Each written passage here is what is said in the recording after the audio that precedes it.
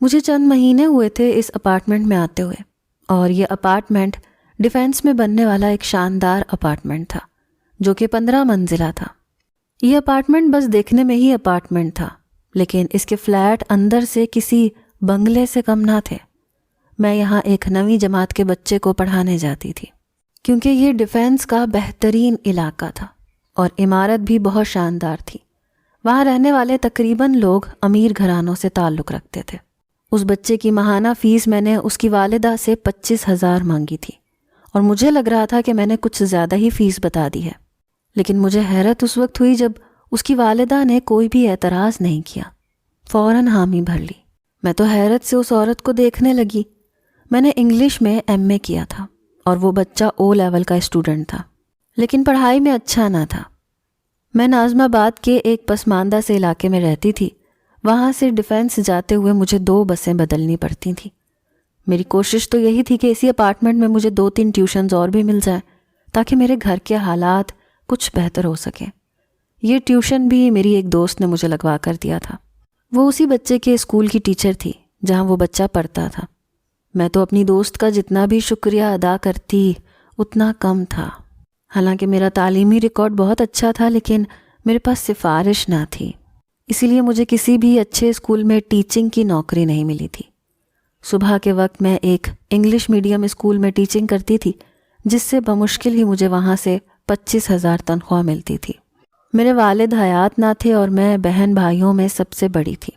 مجھ سے چھوٹے میرے 2 بھائی تھے جو کہ اسکول میں پڑھتے تھے، اس لیے گھر کی کفالت کی ذمہ داری مجھ پر آن پڑی تھی۔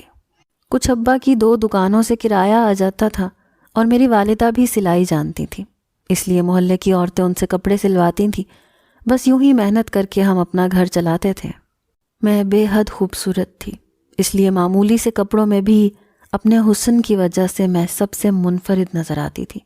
میں شام کے وقت اس لڑکے کو پڑھانے جاتی تھی۔ ویسے تو 2 مہینے سے سب کچھ ٹھیک ٹھاک چل رہا تھا، لیکن چند دنوں سے میرے ساتھ کچھ عجیب و غریب قسم کے واقعات پیش آنے لگے۔ میں جب بھی لفٹ میں جاتی تو وہاں پہلے سے 3-4 نوجوان موجود ہوتے۔ شاید وہ اسی اپارٹمنٹ کے رہائشی تھے، لیکن انتہا درجے کے چھچھورے قسم کے لڑکے تھے۔ کانوں میں سونے کی بالیاں پہن رکھی تھیں، بال کندھوں تک لمبے تھے۔ ان میں سے تو 2 نے باقاعدہ اپنے بالوں کی پونی باندھ رکھی تھی، اور ایک نے چٹیاں بنا رکھی تھی، اور چوتھے نے تو اپنے بالوں کو ایسی کھلا چھوڑ رکھا تھا۔ چاروں فیشن کے نام پر پھٹی ہوئی پینٹ پہنے، بے ڈھنگی سی ٹی شرٹس پہنے، وہ شاید خود کو کسی فلم کا ہیرو سمجھتے تھے، لیکن مجھے تو ان کے اندر واہیاتی کے سوا اور کچھ بھی نظر نہیں آتا تھا۔ جب بھی میں لفٹ میں بیٹھتی اور لفٹ بند ہوتی، وہ لڑکے باری باری انڈین بیہودہ گانے گانے لگتے، جنہیں سن کر میری نظریں زمین پر گڑ جاتی، میرے کانوں کی لو تک سرخ ہو جاتی۔ میری کوشش ہوتی کہ جلد از جلد میں اپنی مطلوبہ منزل پر پہنچ جاؤں اور یہ لفٹ کھل جائے۔ میرے لیے حیران کن بات یہ تھی کہ جب بھی میں لفٹ میں سوار ہونے لگتی، وہ چاروں نوجوان پہلے سے ہی اس لفٹ کے اندر موجود ہوتے تھے۔ اگر 1-2 بار ایسا ہوتا تو میں اسے محض اتفاق سمجھتی، لیکن پچھلے چند دنوں سے تو یہ روزانہ ہونے لگا تھا۔ جس منزل پر میں اس بچے کو پڑھانے جاتی تھی وہ 8ویں منزل تھی، اس لیے پیدل سیڑھیاں چڑھ کر جانے کا تو سوال ہی پیدا نہیں ہوتا تھا۔ آج بھی جب میں لفٹ میں سوار ہوئی تو ان میں سے ایک لڑکا میرے برابر آ کر کھڑا ہو گیا اور ایک انڈین گانا گنگنانے لگا۔ میں نے اسے گھور کر دیکھا تو مسکرانے لگا، پھر گانے لگا، ایسے نہ مجھے تم دیکھو، سینے سے لگا لوں گا، تم کو میں چرا لوں گا، تم سے دل میں بسا لوں گا۔ گانا گاتے ہوئے وہ پوری اداکاری کر رہا تھا، اور پیچھے کھڑے 3 نوجوان یہ سب دیکھ کر ہنس رہے تھے۔ میں نہ جانے کیسے اپنا غصہ ضبط کیے کھڑی تھی، کیونکہ اس وقت میں اس لفٹ میں اکیلی لڑکی تھی۔ اس لڑکے کی سر تال ختم ہوئی تو میرے پیچھے کھڑے دوسرے نوجوان نے ایک اور بیہودہ گانا شروع کر دیا۔ میں جلدی سے لفٹ کے دروازے کے قریب آ گئی۔ وہ نوجوان 21-22 سالہ تھے، میرے ہی ہم عمر، لیکن انتہائی بے شرم اور بدتمیز۔ میں اپنے مطلوبہ فلور کے بٹن کو دوبارہ سے 2-3 بار پریس کرنے لگی، حالانکہ وہ پہلے سے ہی پریس تھا۔ میرا بس نہیں چل رہا تھا کہ لفٹ کسی بھی فلور پر رک کر کھل جائے اور میں وہاں سے باہر نکل جاؤں۔ میری اس حرکت کو دیکھ کر وہ لڑکے کہے لگا کر ہنسنے لگے۔ ان میں سے کہنے لگا، بس بھی کر دو یار، بچی کو ڈر لگ رہا ہوگا۔ دوسرا بولا، اگر خوبصورت لڑکی لفٹ میں ساتھ ہو تو ایک خواہش دل میں جاگتی ہے کہ کاش لفٹ بند ہی رہے اور کبھی نہ کھلے۔ تیسرا کہنے لگا، ہم تم ایک لفٹ میں بند ہوں، چابی کھو جائے۔ میرا ضبط شاید یہیں تک تھا۔ میں نے پلٹ کر دیکھا اور اس لڑکے کے منہ پر کھینچ کر تھپڑ دے مارا جو یہ گانا گا رہا تھا۔ تھپڑ کی آواز اس پوری لفٹ میں گونجی تھی۔ چاروں کے چاروں لڑکے سم گم ہکا بکا مجھے دیکھنے لگے۔ میں نے کہا، زیادہ شوق ہے گانا سنانے کا تو گھر جا کے اپنی بہن کو سناؤ، دل بہل جائے گا اس کا۔ خبردار جو آئندہ میری موجودگی میں ایسی بیہودہ قسم کی حرکتیں تم لوگوں نے کی، میں تم لوگوں کی کمپلین کر دوں گی۔ میرا یہ کہنا تھا کہ میرا مطلوبہ فلور آ چکا تھا۔ میں لفٹ سے باہر نکل گئی۔ آج تو اس بچے کو پڑھانا بھی مجھے بہت مشکل لگ رہا تھا، کیونکہ میرا ذہن ان چاروں لڑکوں کی جانب ہی مبذول تھا۔ جیسے تیسے میں نے 2 گھنٹے اسے پڑھایا۔ جب واپس آنے لگی تو لفٹ کے اندر وہ نوجوان پہلے سے موجود تھا جس کو میں نے تھپڑ مارا تھا۔ باقی کے 3 غائب تھے۔ وہ غصے سے مجھے دیکھ رہا تھا۔ اس کے چہرے پر ابھی بھی میری انگلیوں کی چھاپ موجود تھی۔ میرا دل نہ جانے کیوں انجانے سے اندیشوں میں گھرنے لگا۔ میں نے ایک قدم لفٹ کے اندر رکھا لیکن پھر فوراً ہی باہر نکال لیا اور لفٹ بند ہونے کا انتظار کرنے لگی تاکہ وہ شخص پہلے اتر جائے۔ اس سے پہلے کہ لفٹ بند ہوتی، اس لڑکے نے لفٹ کا بٹن دوبارہ سے پریس کیا۔ لفٹ دوبارہ سے کھل گئی۔ پھر مجھ سے کہنے لگا، اندر آؤ، مجھے تم سے بات کرنی ہے۔ جس لہجے میں اس نے مجھ سے یہ کہا تھا، میرا دل تو پوری طرح سے دھڑکنے لگا۔ میں نے سوچا کہ سیڑھیوں سے چلے جانا بہتر ہے۔ میں اس شخص سے بات نہیں کرنا چاہتی تھی۔ میں فوراً سے پلٹ کر سیڑھیوں کی جانب چلی گئی، لیکن وہ نوجوان میرے پیچھے ہی آنے لگا۔ میرا دل خوف زدہ سا ہونے لگا، اس لیے میں تیزی سے سیڑھیاں نیچے اترنے لگی۔ وہ مجھے پیچھے سے پکار رہا تھا، کہہ رہا تھا، ایک بار میری بات سن لو ورنہ بہت پچھتاؤ گی۔ لیکن میں نے اس کی کوئی بات نہیں سنی۔ وہ میرے پیچھے ہی آ رہا تھا۔ میں تمام سیڑھیاں اتر کر اس اپارٹمنٹ کی لابی میں آ گئی۔ وہاں پر اسی اپارٹمنٹ کی انتظامیہ کا ایک نوجوان کھڑا تھا۔ اس کے ساتھ ایک گارڈ بھی کھڑا تھا۔ وہ نوجوان اس گارڈ سے بات کر رہا تھا۔ جب میں تیزی سے ان کے پاس آئی، میں نے اس گارڈ کو کہا کہ یہ نوجوان مجھے پریشان کر رہا ہے۔ یہ سننا تھا کہ وہ گارڈ اس نوجوان کو گھورنے لگا، کہنے لگا، کیا بدتمیزی ہے، تمہیں شرم نہیں آتی؟ وہ نوجوان اس گارڈ کے پاس آ کر کھڑا ہو گیا اور اپنی دونوں جیبوں میں ہاتھ ڈالے کہنے لگا، اپنے کام سے کام رکھو، سمجھے؟ ورنہ تمہاری اوقات تمہیں یاد دلا دوں گا۔ تم جانتے نہیں ہو میں کس کا بیٹا ہوں۔ دوسرا نوجوان جو اس اپارٹمنٹ کے نظام کو دیکھتا تھا، اس بدتمیز نوجوان سے کہنے لگا کہ دیکھیں، یہاں پر نظم و ضبط قائم رکھیں تو زیادہ بہتر ہوگا۔ آپ جس کے بھی بیٹے ہیں، لیکن اگر آپ کوئی بھی غیر اخلاقی حرکت کریں گے تو آپ کے والد تک آپ کی شکایت جائے گی۔ لہٰذا دوبارہ اس لڑکی کو پریشان کرنے کی کوشش مت کیجیے گا۔ اس نوجوان کی بات سن کر وہ لڑکا مجھے گھورتے ہوئے وہاں سے واپس چلا گیا۔ میں نے سکھ کا سانس لیا۔ وہ نوجوان مجھ سے پوچھنے لگا کہ آپ کو کیا شکایت ہے، آپ مجھے بتائیں تاکہ ہم آپ کی شکایت کو دور کر سکیں۔ میں نے کہا کہ 3-4 نوجوان ہیں جو لفٹ میں آتے جاتے مجھے پریشان کرتے ہیں۔ وہ کہنے لگا، ٹھیک ہے، ہم اس بات کا خیال رکھیں گے۔ اگلے روز جب میں ٹیوشن پڑھانے کے لیے آئی تو لفٹ بالکل خالی تھی، اس میں کوئی بھی موجود نہ تھا۔ میں نے دل ہی دل میں خدا کا شکر ادا کیا۔ لیکن جیسے ہی میں اس بچے کے گھر میں داخل ہوئی تو وہ نوجوان سامنے لاؤنج کے صوفے پر بیٹھا تھا اور وہ لڑکا اس نوجوان سے باتیں کر رہا تھا۔ اس کی والدہ بھی وہیں بیٹھی تھی۔ میں اندر داخل ہوئی۔ وہ نوجوان مجھے دیکھ کر عجیب سی مسکراہٹ چہرے پر سجائے دیکھنے لگا، جیسے مجھ پر یہ جتا رہا ہو کہ وہ کہیں بھی آ سکتا ہے۔ میں نے اپنی نظریں جھکائیں، لاؤنج میں ہی بیٹھ گئی کیونکہ میں اس بچے کو وہیں پڑھاتی تھی۔ اس کی والدہ کہنے لگیں کہ یاسر، ایسا کرو تم ابھی جاؤ کیونکہ احد ابھی پڑھے گا، لیکن شام کو ضرور آنا، تمہاری پسند کی بریانی بنائی ہے۔ وہ کہنے لگا جی آنٹی کیوں نہیں، میں ضرور آؤں گا، بلکہ اب تو آتا جاتا رہوں گا۔ یہ کہہ کر وہ باہر چلا گیا، لیکن میں ضرور پریشان ہو گئی تھی۔ ایک بار تو میرا جی چاہا کہ میں یہ نوکری ہی چھوڑ دوں۔ پتہ نہیں کیوں مجھے اس لڑکے کو دیکھ کر عجیب عجیب سے وسوسے آنے لگے تھے۔ اس کی آنکھوں میں ایک عجیب سی نفرت تھی۔ بظاہر تو میں ایسا کچھ بھی ظاہر نہیں کرتی تھی، لیکن اندر ہی اندر مجھے اس لڑکے سے خوف آنے لگا تھا۔ میری مجبوری پیسہ تھا جو مجھے اس ٹیوشن سے اچھا خاصا مل رہا تھا، اور اب تو آہت بہت زیادہ اچھا پڑھنے لگا تھا۔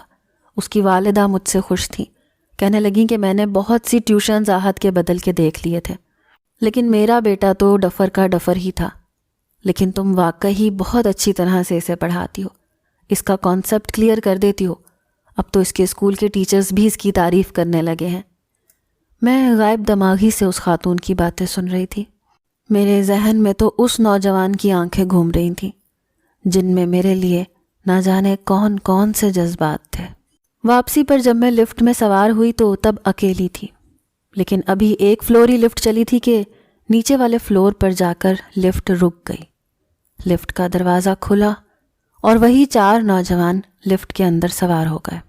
اس سے پہلے کہ میں لفٹ سے باہر نکلتی، اس نوجوان نے مجھے بازو سے پکڑ لیا۔ میں اس سے بازو چھڑوانے لگی۔ اسی اثناء میں لفٹ بند ہو گئی۔ میں نے اس لڑکے سے کہا کہ یہ کیا بدتمیزی ہے، میرا بازو چھوڑو۔ کہنے لگا بدتمیزی کا جواب تو تمہیں دوں گا آج میں۔ بہت شوق ہے تمہیں تھپڑ مارنے کا اور پھر میری شکایت لگانے کا۔ اب دیکھو میں تمہارے ساتھ کیا کرتا ہوں۔ ابھی وہ بات کر ہی رہا تھا کہ جب لفٹ کی لائٹ بند ہو گئی اور ایک سائرن سا بجنے لگا۔ شاید پوری بلڈنگ کی لائٹ بند ہو چکی تھی اور لفٹ بغیر لائٹ کے چل نہیں سکتی تھی۔ یہ دیکھ کر میں سانس لینا بھول گئی۔ مجھے لگا کہ کچھ دیر میں یہاں کے جنریٹر چل پڑیں گے، لفٹ دوبارہ سے سٹارٹ ہو جائے گی، لیکن ایسا کچھ بھی نہیں ہوا۔ ان 4 میں سے ایک نے اپنی جیب میں سے موبائل نکال کر اس کی ٹارچ لائٹ کھولی۔ میں نے اپنا بازو اس لڑکے کے ہاتھ سے چھڑوایا، لفٹ کے دروازے کے پاس جا کر کھڑی ہو گئی۔ دروازہ کھٹکھٹانے لگی۔ کھولو، خدا کے لیے کوئی لفٹ آن کرو، مجھے باہر آنا ہے۔ لیکن ابھی میں نے دروازہ کھٹکھٹانا شروع کیا ہی تھا کہ 2 نوجوانوں نے مجھے بازوؤں سے پکڑ لیا، لفٹ کی پیچھے والی دیوار کے ساتھ لگا دیا۔ ایک نوجوان نے اپنی جیب سے رومال نکالا اور میرے بازو پیچھے کی جانب کر کے باندھ دیے۔ دوسرے نے پیپر ٹیپ نکالی اور میرے منہ پر چپکا دی۔ وہ نوجوان جس کا نام یاسر تھا کہنے لگا یہ لفٹ صبح سے پہلے نہیں کھلے گی اور صبح تمہاری لاش اس لفٹ سے باہر نکلے گی۔ نہ میں اپنے ہاتھ کھول پا رہی تھی اور نہ ہی اپنے منہ سے اس ٹیپ کو اتار سکتی تھی۔ جو میرے ساتھ اس لفٹ میں ہوا وہ کچھ ناممکن اور انہونی بات نہ تھی۔ عورتوں کے ساتھ سیکشول ہراسمنٹ میں جیسا مرد رویہ اختیار کرتے ہیں، اگر وہ احتجاج کریں تو اس کے نتائج عورت کو ہی دیکھنے کو ملتے ہیں۔ وہ لفٹ واقعی پوری رات بند رہی۔ نہ جانے رات کے کس پہر لفٹ کا دروازہ کھلا تھا اور وہ 4 نوجوان باہر جا چکے تھے، لیکن میں اس قابل بھی نہ تھی کہ اٹھ کر بیٹھ بھی سکتی۔ نیم مردہ حالت میں اس لفٹ میں لیٹی تھی۔ ان نوجوانوں کو جاتا ہوا دیکھ کر میری آنکھوں سے آنسو ٹوٹ کر بہہ رہے تھے۔ اگر مجھے معلوم ہوتا کہ اپنے ساتھ کی جانے والی بدتمیزی پر مارے گئے تھپڑ کا مجھ سے یہ بدلہ لیا جائے گا تو شاید میں اس وقت ان کی اس بدتمیزی کو برداشت کر لیتی، لیکن میرے جائز احتجاج پر وہ میری زندگی برباد کر چکے تھے۔ میں وہیں بے ہوش ہو گئی۔ جب مجھے ہوش آیا تو میں ایک گورنمنٹ ہاسپٹل کے وارڈ میں لیٹی ہوئی تھی۔ میرے پاس 2 پولیس اہلکار بھی کھڑے تھے اور ایک انسپیکٹر بھی۔ میری ڈاکٹر بھی تھی اور میری والدہ بتدریج روئے جا رہی تھیں۔ وہ انسپیکٹر کہنے لگا، بی بی جو کچھ تمہارے ساتھ ہوا ہے، اگر تمہیں کسی پر شک ہے تو تم FIR کٹوا سکتی ہو۔ بڑا ہی کرخت لہجے میں اس انسپیکٹر نے مجھ سے کہا۔ میں بالکل گم سم ایک احتجاج کا نتیجہ میں دیکھ چکی تھی۔ جب اس شخص نے مجھے بالکل خاموش دیکھا تو کہنے لگا، دیکھو اگر تم چپ رہو گی تو پھر ہم اس کیس کو یہیں پر ختم کر دیں گے، پھر شکایت مت کرنا۔ فائل ایک بار بند ہو گئی تو دوبارہ نہیں کھلے گی۔ اچانک مجھے نہ جانے کیا سوچا، میں نے سب کچھ بتا دیا۔ میرے دل میں ان چاروں کے لیے بے تحاشا نفرت تھی۔ میں نے کہا میں ان کو پھانسی کے تختے پر چڑھانا چاہتی ہوں۔ میں نے اپنا بیان لکھوا دیا، لیکن وہ پولیس آفیسر میری بات سن کر کہنے لگا، دیکھو بی بی، تمہیں شاید اندازہ نہیں ہے اس اپارٹمنٹ میں رہنے والے رہائشی کون ہیں۔ ارے وہ عام لوگ نہیں ہیں، کوئی بریگیڈیئر کا بیٹا ہے، کوئی وکیل کا بیٹا ہے، کوئی بزنس مین کا بیٹا ہے۔ وہاں پر عام طبقے کے لوگوں کا کوئی کام نہیں ہے۔ اس لیے میری مانو تو جو کچھ تمہارے ساتھ ہوا ہے اسے بھول جاؤ۔ یہ کہہ کر اس نے بڑی کمینگی سے اپنی آنکھ دبائی۔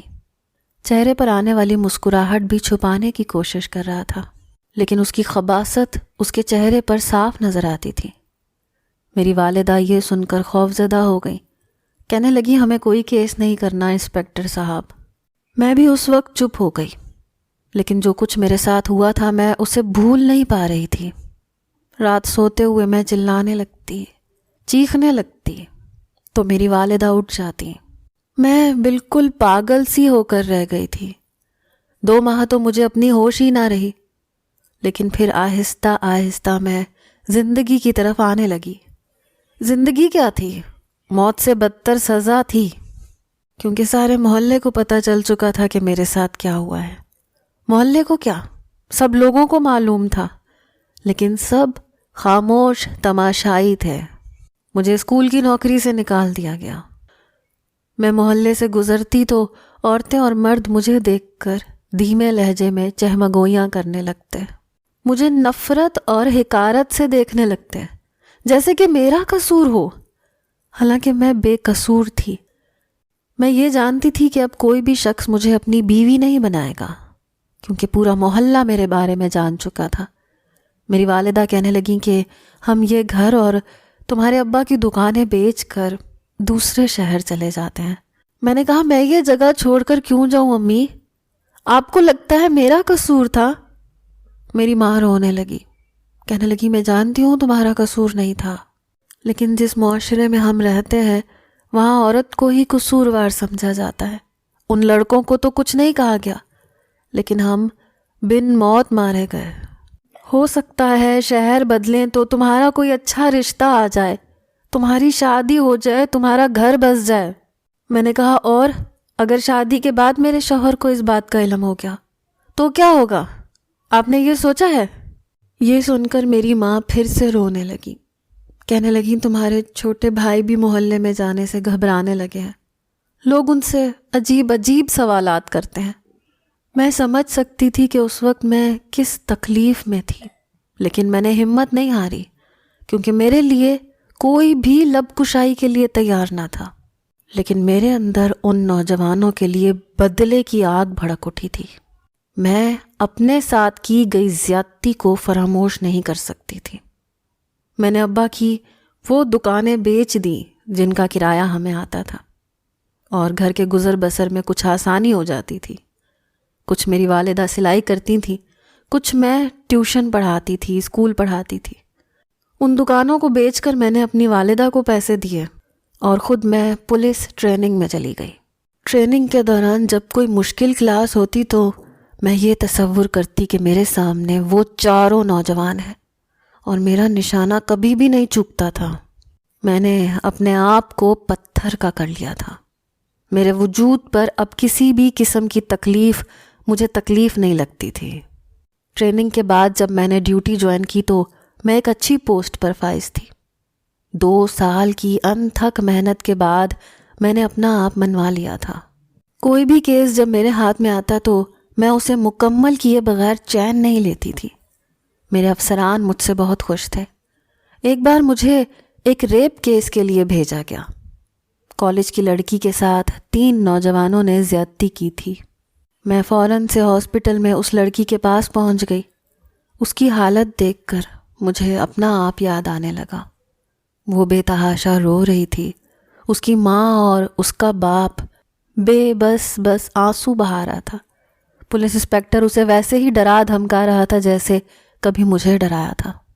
یہ کہہ رہا تھا کہ ان لڑکوں کے ہاتھ بہت اونچے ہیں، اس لیے اگر ان پر کیس کرنا ہے تو اچھی طرح سوچ لیں، کیونکہ ابھی تک انہیں کوئی گرفتار نہیں کر سکا۔ میں اس انسپکٹر کے پاس آ کر کھڑی ہو گئی۔ میں نے اس کے کندھے پر زور سے ہاتھ مارا۔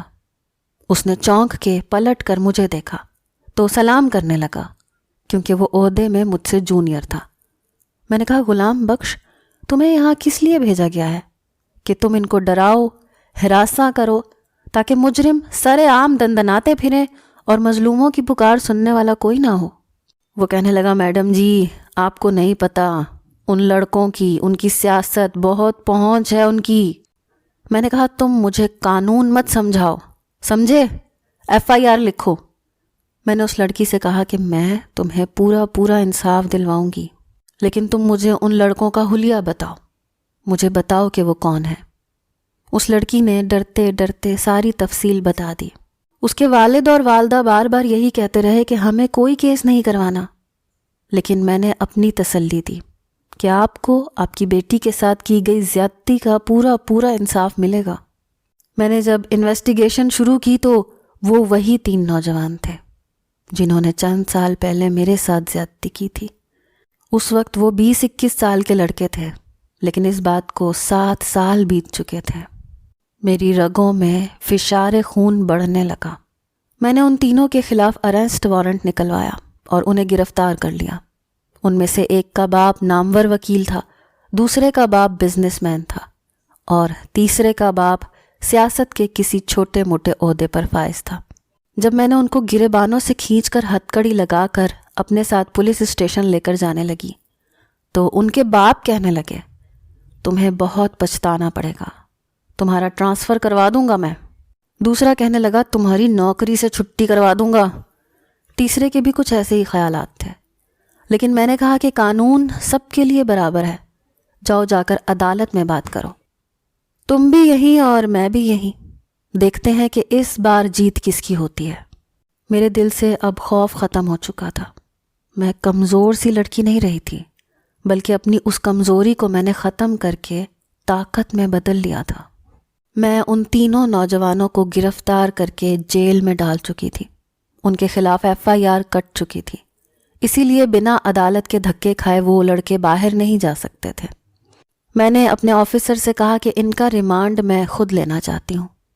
آفیسر میری بات سن کر تذبذب کا شکار تھا، کہنے لگا، دیکھو، ہمیں اوپر سے کال آ رہی ہے، ہم شاید انہیں زیادہ دیر جیل میں بند نہ رکھ سکیں۔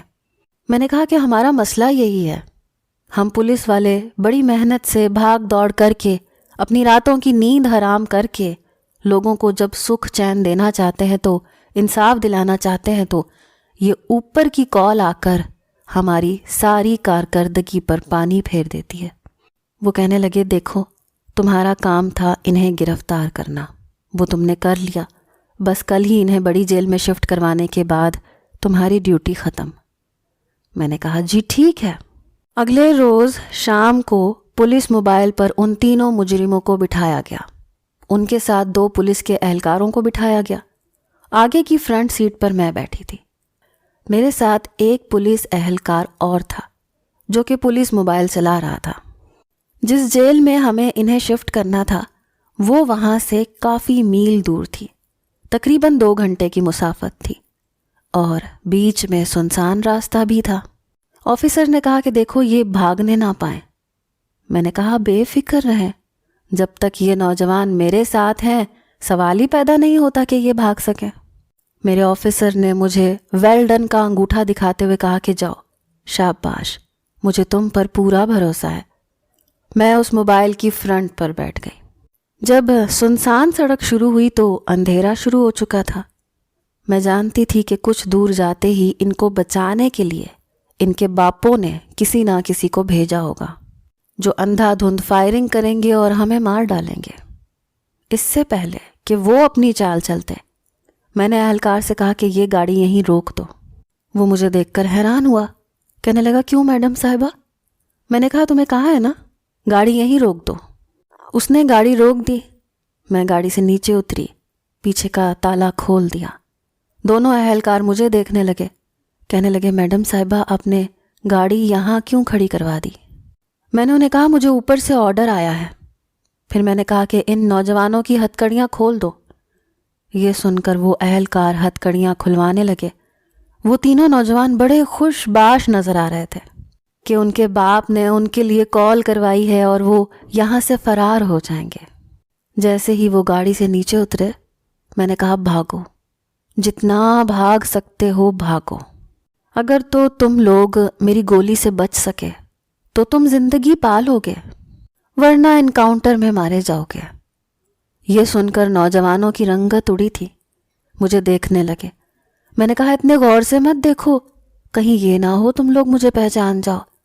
میں نہیں چاہتی کہ میں تم لوگوں کو اپنی پہچان کرواؤں، لیکن بدلہ تو بدلہ ہوتا ہے۔ ایک بار تم لوگوں نے میرے ساتھ ایسی غلطی کا بدلہ لیا تھا جس میں میرا کوئی قصور نہیں تھا۔ وہ کہنے لگے کیا مطلب؟ ہم سمجھے نہیں۔ میں نے انہیں اس اپارٹمنٹ کا بتایا اور کہا کہ لفٹ یاد ہے نا تمہیں؟ یہ سن کر ان تینوں کی رنگتیں بدلی تھیں۔ پھر میں نے انہیں بولنے کا موقع نہیں دیا۔ میں نے کہا بھاگو، یہ کہہ کر میں نے ایک ہوائی فائر کیا۔ وہ سن کر بھاگنے لگے۔ ابھی وہ کچھ دور ہی بھاگے تھے کہ میں نے ان تینوں کو گولیوں سے بھون کے رکھ دیا۔ یہ دیکھ کر وہ تینوں اہلکار حیران ہو گئے، کہنے لگے میڈم صاحبہ یہ آپ نے کیا کیا؟ غضب کر دیا۔ میں نے کہا کچھ نہیں کیا، ہم کہیں گے انہوں نے گاڑی رکوائی تھی، بھاگنے کی کوشش کر رہے تھے۔ ان کے پاس پہلے سے جیلوں میں اسلحہ موجود تھا جو کہ ان کے باپ کے اثر و رسوخ سے انہیں جیل میں ہی فراہم کیا گیا تھا، اور یہ ہم پر حملہ کرنے لگے تھے، اسی لیے انکاؤنٹر میں مارے گئے۔ میری بات سن کر وہ تینوں اہلکار مسکرانے لگے۔ پھر یہی خبر اخبار میں بھی چھپی، لیکن مجھ تک کوئی بھی شخص پہنچ نہیں پایا تھا۔ یہ تینوں نوجوان وہی تھے جنہوں نے لفٹ میں میرے ساتھ زیادتی کی تھی، لیکن اب تک مجھے اس چوتھے نوجوان کی تلاش تھی جسے میں نے تھپڑ مارا تھا، جس نے میری زندگی برباد کر دی تھی۔ میں چاہتی تھی کہ میں اسے بھی جان سے مار ڈالوں۔ اس نوجوان کے بارے میں معلومات حاصل کرنی شروع کی تو معلوم ہوا کہ وہ نوجوان بھی ایک سیاست دان کا بیٹا تھا، لیکن ایک ٹانگ سے وہ اپاہج ہو گیا ہے، زیادہ تر وقت درباروں میں جا کر گزارتا ہے۔ یہ سن کر مجھے کچھ سکون سا مل رہا تھا کہ اس شخص سے بدلہ میرا اللہ لے چکا ہے۔ ایک بار میں ایک دربار پر ڈیوٹی نبھانے گئی تو میری نظر اسی نوجوان پر پڑی۔ وہ اپنی ویل چیئر پر بیٹھا غریب لوگوں کو کھانا تقسیم کر رہا تھا۔ اس کے بعد نماز کا وقت ہو گیا۔ اسی دربار کے احاطے میں مسجد کا حصہ بھی بنا ہوا تھا، لوگ وہاں پر نماز پڑھنے لگے۔ وہ شخص اپنی ویل چیئر پر نماز پڑھتے ہوئے جب دعا کرنے لگا تو پھوٹ پھوٹ کر رونے لگا۔ روتے ہوئے یہ دعا کر رہا تھا کہ میں اس رات بہک گیا تھا، حالانکہ میں برا نوجوان نہیں تھا، میں نے پہلے کبھی کسی کے ساتھ زیادتی نہیں کی تھی، لیکن غصے میں آ کر میں نے اس کے ساتھ زیادتی کر دی، اور اس کے چند دن بعد ہی ایک کار حادثے میں اپاہج ہو گیا۔ میں نے اس لڑکی کو بہت ڈھونڈا تاکہ اس سے معافی مانگ سکوں، کیونکہ میں جان سکتا ہوں کہ وہ کس تکلیف سے گزری ہوگی، اور پچھلے 7 سالوں سے میں رو رو کر معافی مانگ رہا ہوں، لیکن اس واقعے نے میرا سکھ چین برباد کر کے رکھ دیا ہے۔ میں راتوں کو سو نہیں سکتا۔ اس لڑکی کے آنسو، اس کا روتا ہوا چہرہ مجھے دکھائی دینے لگتا ہے۔ اس کی بے بس آنکھوں نے میری چین، میری نیند، میرا جینا مشکل کر دیا ہے۔ کاش وہ مجھے معاف کر دے تو میرے لیے مرنا آسان ہو جائے۔ میں پیچھے کھڑی اس شخص کی باتیں سن رہی تھی۔ میرا دل مطمئن ہو چکا تھا۔ میں نے آسمان کی طرف ایک نظر دیکھا اور مسکرانے لگی۔ اس شخص کی سزا یہی ہونی چاہیے تھی کہ یہ پل پل مرتا رہے۔ مجھے اس شخص پر اس وقت بالکل بھی ترس نہیں آ رہا تھا، کیونکہ اس وقت لفٹ میں اس شخص کو میرے حال پر ترس نہیں آیا تھا، اور بے شک خدا بہترین بدلہ لینے والا ہے۔